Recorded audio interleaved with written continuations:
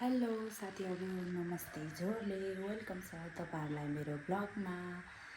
अनि म चाहिँ धेरै दिनपछि आएँ कि ब्लगमा। अनि मेरो धेरै समस्याहरू थियो नि त, अनि त्यही भएर म ब्लगमा आउन सकिनँ, मैले ब्लग बनाउन सकिनँ।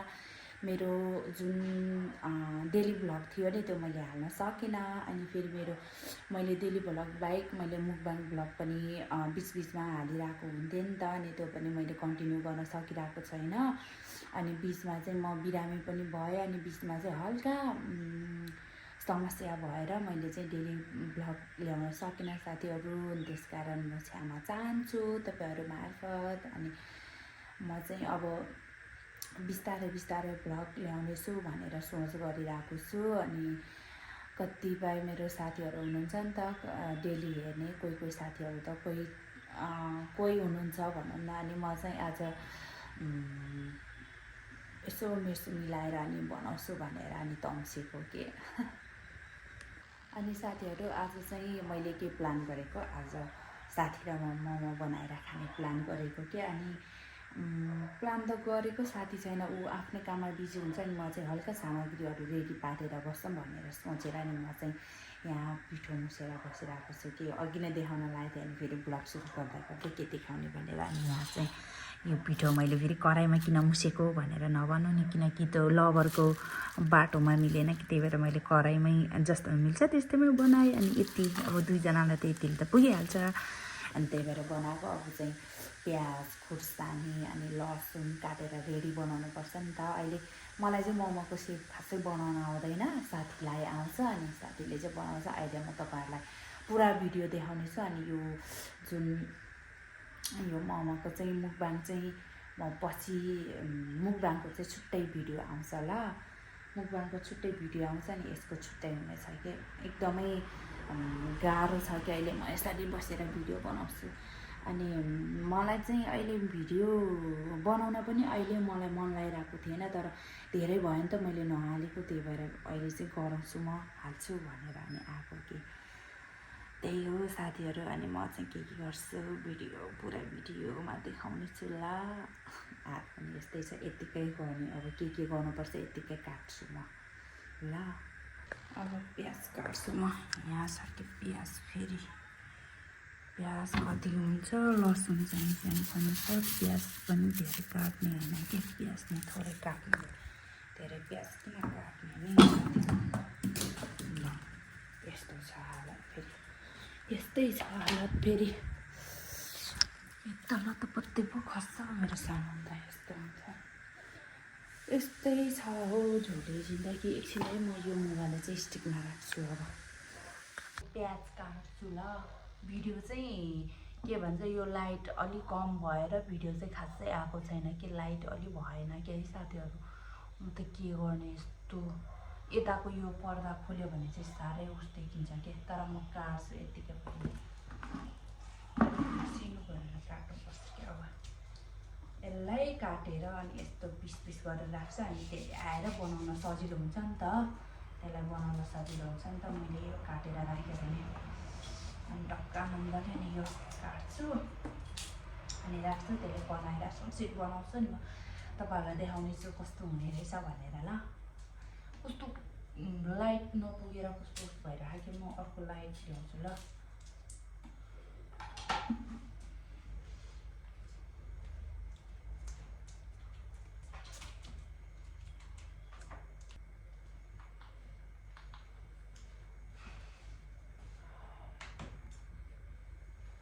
मलाई हल्का देखियो यो लाइटले, तर यहाँ कति फोहोर भयो रहेछ कि।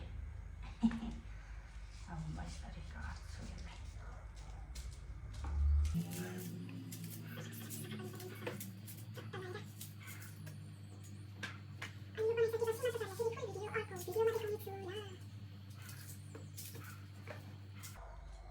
कस्तो उस भएको कि, अहिले स्टोरेज फुल भयो भने त छैन, फेरि स्टोरेज फुल हुन सक्छ हो।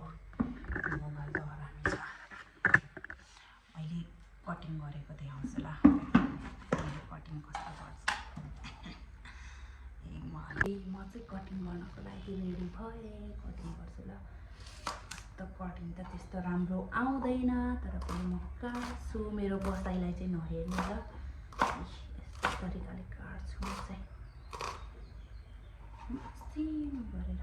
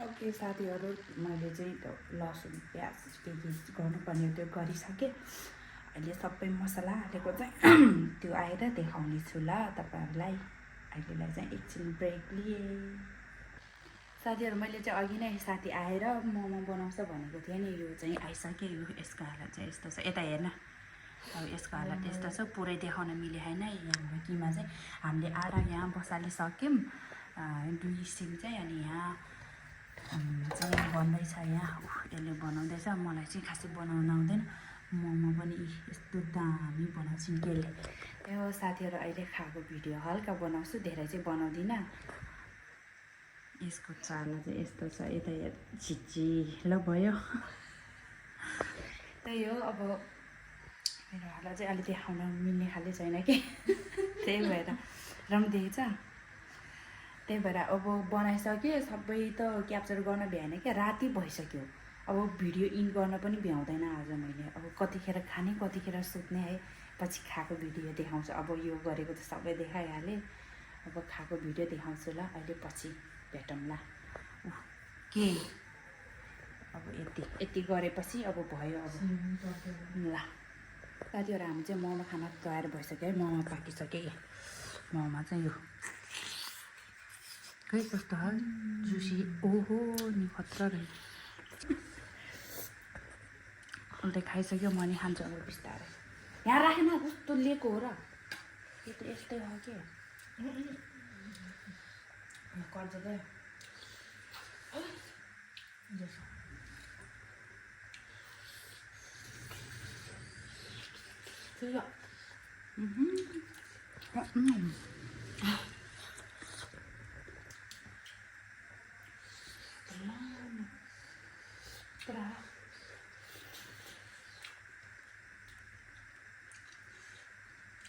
मिठो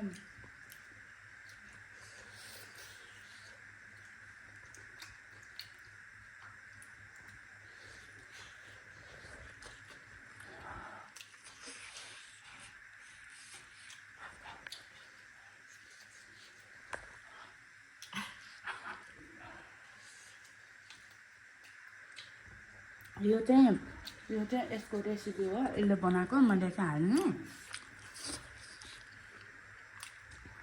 अलि पछि हाल्नेछु ल साथीहरू अब खान्छु म चाहिँ है ल भिडियो चाहिँ अब आज इन हुन्न होला भोलि हुन्छ होला अब हामी चाहिँ खानालाई मस्त हुन्छ ल मिठो छ नि बोल ल साथीहरू अब भिडियो चाहिँ भोलि इन हुन्छ होला अब खानामै मस्त हुन्छ म चाहिँ। ओके साथीहरू, हामीले चाहिँ म चाहिँ हिजो अब सबै भिडियो बनाउने भनेको थिएँ, त्यो मुकबाङ भिडियो पनि गर्ने भनेर सोच गरेको थिएँ, तर त्यो चाहिँ भएन किनकि अबेला भइसकेको थियो कि, त्यही भएर मैले चाहिँ अब भिडियो नगर्ने भनेर सोच गरेँ, मतलब त्यो मुकबाङ भिडियो नगर्ने भनेरै भने। अनि अब चाहिँ केही छैन, नर्मली हामीले चाहिँ यत्तिकै खाएर बनायौँ साथीहरू। अनि मेरो भिडियो कस्तो लाग्यो अन्तिमसम्म हेरिदिनु भएकोमा धेरै धेरै धन्यवाद साथीहरू। अनि मेरो भिडियो कस्तो लाग्यो कमेन्ट गर्नु ल। अनि मेरो भिडियो पुरा हेरेर इन्जोय गर्नु तपाईँहरू पनि। अनि मेरो भिडियोलाई लाइक, कमेन्ट, सेयर र सब्सक्राइब गर्न नभुल्नुहोला। Okay by.